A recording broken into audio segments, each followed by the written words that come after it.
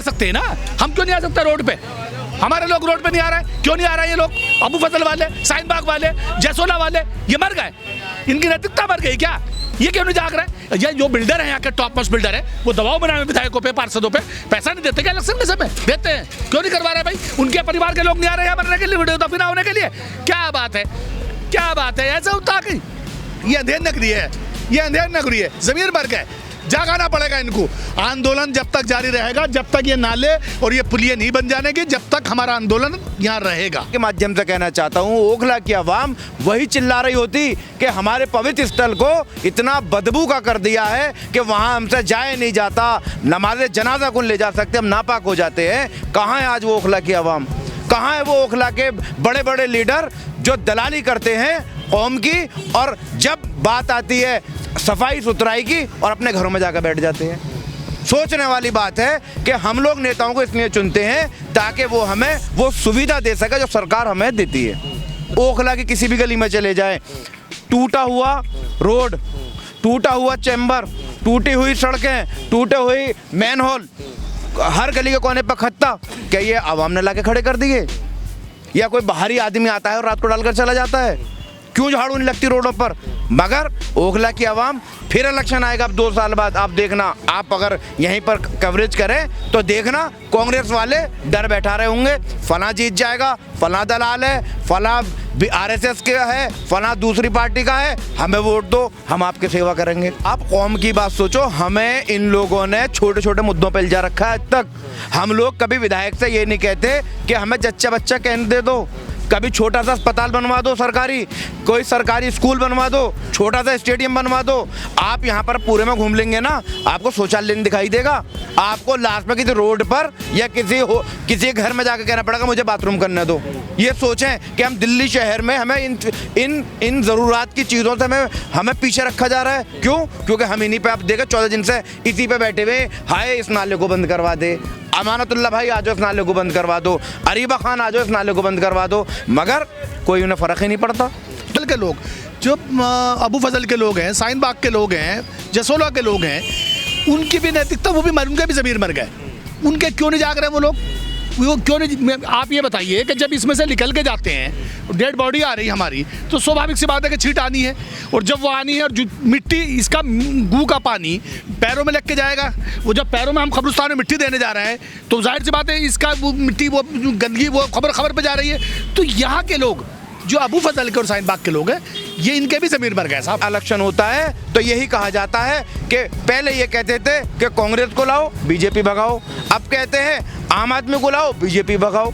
तो मैं उनसे कहना चाहूँगा कि क्या और पार्टियां इलेक्शन नहीं लड़ती? क्या नाम है आपका? मेरा नाम बाबर खान है। तो खान साहब, मुझे आप एक बात बताइए, ये ऐसी नौबत इतने सालों में ओखला की जनता की आँख अब खुली है क्या? नहीं, देखें, बात ये होती है जब इलेक्शंस आते हैं तब जो यहाँ के प्रतिनिधि होते हैं वो डर दिखाते हैं कि वो आ जाए, बीजेपी आ जाएगी और अन्य पार्टी आ जाएगी और आपको खा जाएगी, घर तोड़ देगी, आपकी मस्जिदों पर नोटिस आ जाएंगे, कब्रिस्तानों पर नोटिस आ जाएंगे। जैसे कि आप जानते हैं ये कब्रिस्तान जो है हमारा पवित्र स्थल है, यहाँ पाक साफ़ इंसान जो मुर्दा भी हो जाता है ना, उसको भी पाक साफ़ कर कर लाते हैं, गुसल कर कर लाते हैं, तब यहाँ उसको दफन किया जाता है, और यहाँ नमाज जनाजा होती है, फिर उसके बाद दफन किया जाता है। आप ये सोचें अगर यही पवित्र स्थल किसी ऐसी जगह पर होता जहाँ पर हिंदू की आबादी ज़्यादा होती, तो यही ओखला की आवाम चिल्ला चिल्ला कर बोल रही होती कि हाय हमारे कब्रिस्तान को बर्बाद कर दिया और कब्रिस्तान की बेहुरमती हो रही है। मैं आपके माध्यम से कहना चाहता हूँ, ओखला की आवाम वही चिल्ला रही होती कि हमारे पवित्र स्थल को इतना बदबू का कर दिया है कि वहाँ हमसे जाए नहीं जाता, नमाज़े जनाजा को ले जा सकते, हम नापाक हो जाते हैं। कहाँ है आज वो ओखला की आवाम?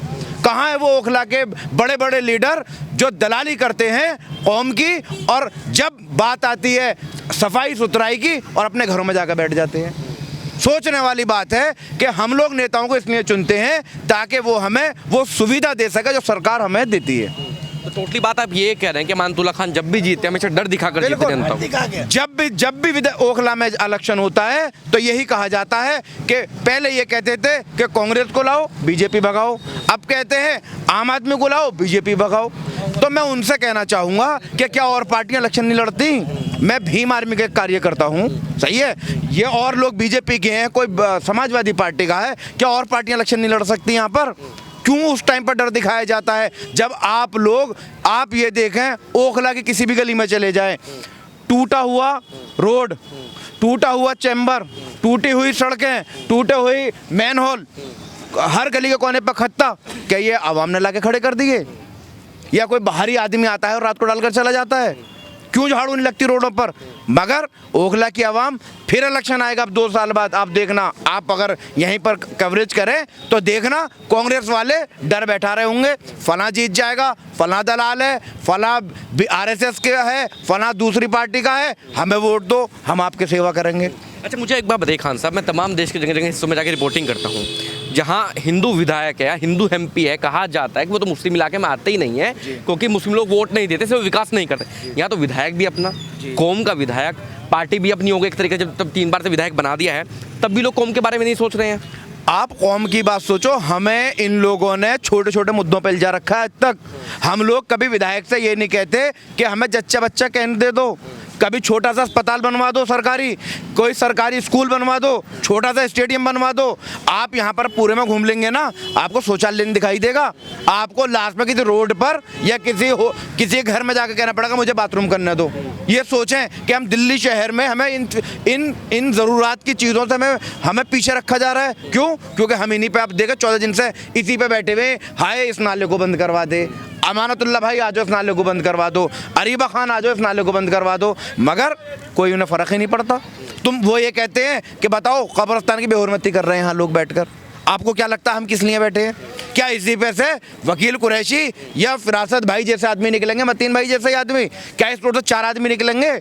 आप ये सोचें, समझ रहे हैं? बात जब जनाजा का तमाम लोग आएंगे, जनाजा आएगा तो जो लोग नमाज पढ़ते हैं वो पाक होकर आते हैं इस रोड से। 80% लोग यहाँ पर आपको पता है छींट गटर के पानी की आएंगी तो नापाकी तो रहेगी नहीं। तो आप ये देखें कि हम लोगों को डर दिखाकर जो जीत जाते हैं, फिर वो अपने महल बनाते हैं और वो अपने महलों में वीडियो बनाते हैं, खाने खाते हैं, बच्चों को बाहर देश विदेश में पढ़ाते हैं, और हम लोग वहीं पर हिंदू मुस्लिम और पार्टियों का नाम लेते लेते लड़ते मरते रहते हैं। अच्छा, मुझे एक बात बताइए, इस मामले में कितना खर्चा आ जाएगा इसका? अगर इसको खत्म करवा लो कितना खर्चा आ जाएगा लगभग? मतलब पानी को निकलवाने में 10-20 हज़ार में पानी निकल जाएगा। इस पानी को निकलवाने में क्या है, ये 2-3 जो ये पुलियाँ बनी हुई हैं इनको साफ करा दो, पानी निकल जाएगा। मगर उनको क्या है कि जो हमारे विधायक और पार्षद हैं उनको वाहवाही की आदत लग गई है। आप ये देखें कि आप 9 नंबर से आएंगे, कुछ तो टूटा हुआ है, उससे आज 9 महीने हो गए। 9 महीने में हर चौथे 5वें दिन एक वीडियो आ जाती है कि विधायक द्वारा इस पुश्ते को बनाया जा रहा है। फिर मालों का स्वागत होता है, ढोल बजते हैं, कोई मिठाई का डिब्बा लाकर विधायक जी को खिला रहा है कि भाई कल से उद्घाटन हो गया। फिर वही होता है, ऐसे करते करते 9 महीने निकाल दिए। ऐसे इस नाले को चाहते हैं कि इलेक्शन तक इनके पास मुद्दे खत्म हो जाएंगे, इलेक्शन तक 1 आध साल तक इसे खींच देंगे, इतने दिनों में कोई और मुद्दा आ जाएगा, फिर हम इसको कह देंगे कि भाई हमने सही करा दिया, हम तुम्हारे रहनुमा हैं। अब फिर उस नाले के लिए हम कोई और नाला हो, पुश्ता हो, रोड हो, सीवर के लाइन हो। जब से अमानतुल्लाह साहब जीते हैं 10 साल से सीवर का काम चल रहा है, आज तक पूरा नहीं हो पाया है। लास्ट में आन के चंदा जो बंद गली, पतली गली है, वो लोग कहते हैं भाई तू हमें चैम्बर दे दे बस, बाकी हम अपने आप पटवा देंगे गली को। ये ऑप्शन, स्थिति हो गई, ये स्थिति पैदा कर देते हैं ये लोग। आप ये देखें कि मैंने कल ही अपनी गली में 4000 में नाली साफ कराई है, गटर साफ कराए कल ही, सारे चैम्बरों का मलबा निकलवाया, और 1 महीने में तीसरी बार हुआ है।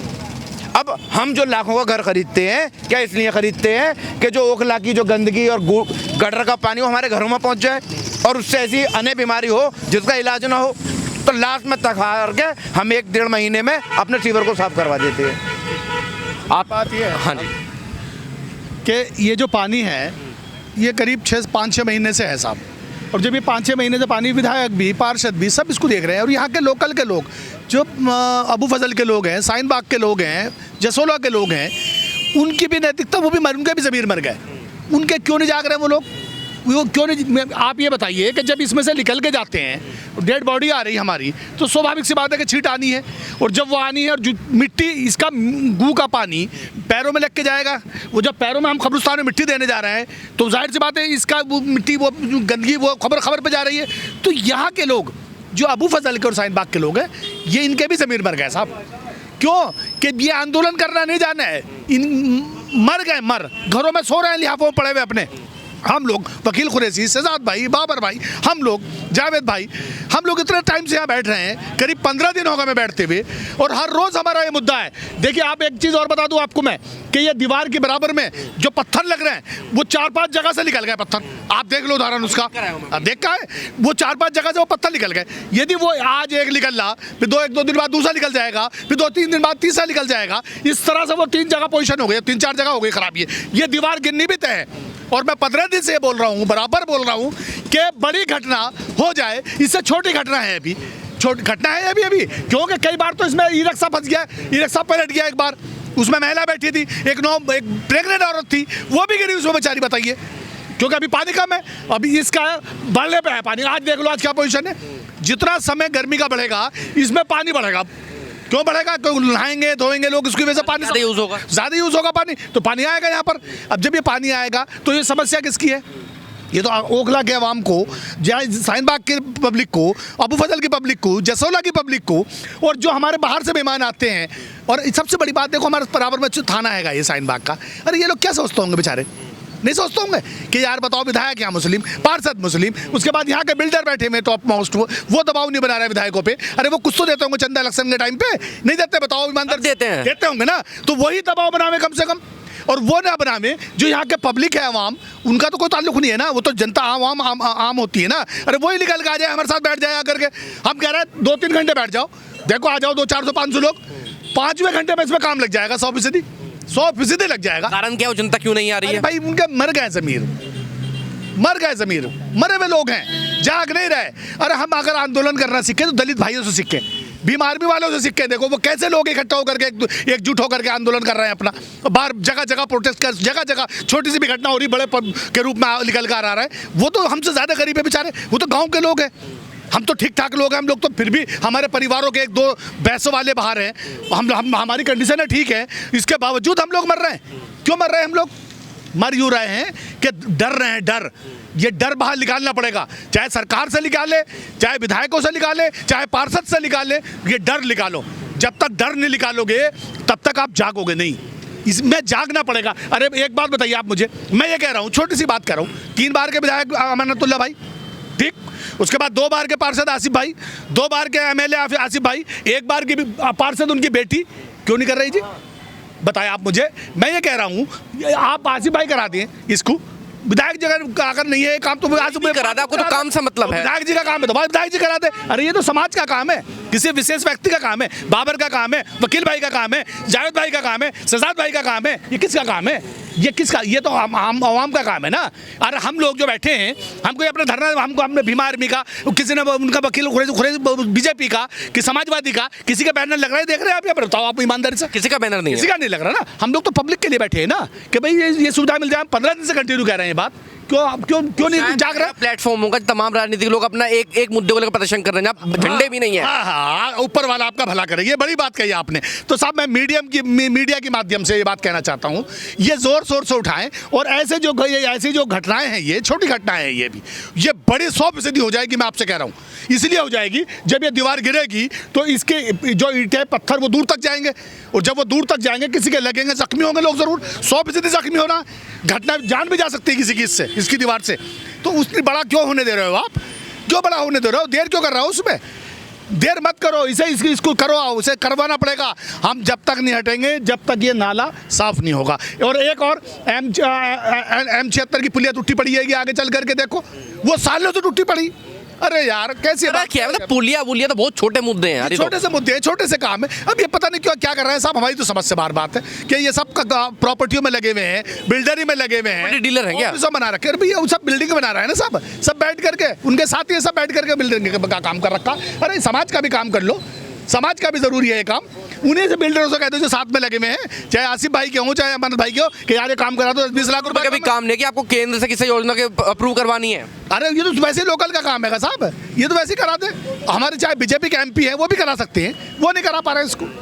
तो ये समझ बात है। देखिए मुझे तो ऐसा लगता है कि हमारे पार्षद और विधायक को सहानुभूति लेने की आदत पड़ गई है और वो लोग ये चाहते हैं कैसे ही ये दीवार नाले में गिर जाए और जो कब्रिस्तान है उनकी कब्रों में पानी जाने लगे और कब्रें तैरने लगे और हम यहाँ पर आने के अपने दिखाए पे हम इसे बनवाएंगे और हम इसकी वाहवाही लूटें, जो मुझे लगता है बिल्कुल नौबत आ जाएगी। जब बिल्कुल नौबत आ जाएगी तब वो लोग आकर इस चीज़ को बोलेंगे भाई इसे हम कराएंगे, वो कहेगा पार्षद मैं कराऊंगा, विधायक कहेगा मैं कराऊंगा। तो ये आपस में एक दूसरे से दिखाना चाहते हैं कि हम दोनों में शक्तिशाली कौन है, क्योंकि दोनों विधायक हैं, पूर्व विधायक और मौजूदा विधायक, तो ये दोनों अपनी शक्ति का दोनों में कन्फ्लिक्ट है क्या? हाँ बिल्कुल बहुत ज़्यादा है। दोनों अपना शक्ति का प्रयोग दिखाना चाहते हैं कि कब्रिस्तान कैसे गिर जाए और जो हमारे अजीज और रहबर जो यहाँ पर दफन है उनकी कब्रों की बेहुरमती हो, उसके अंदर गटर का पानी पहुँचे, फिर हम मान के पब्लिक से कहे भाई हम बना रहे हैं। पब्लिक को तो आपको पता है कि मुस्लिम समाज के लोगों को वाहवाही देने में कितनी देर लगती है वैसे नेताओं के लिए।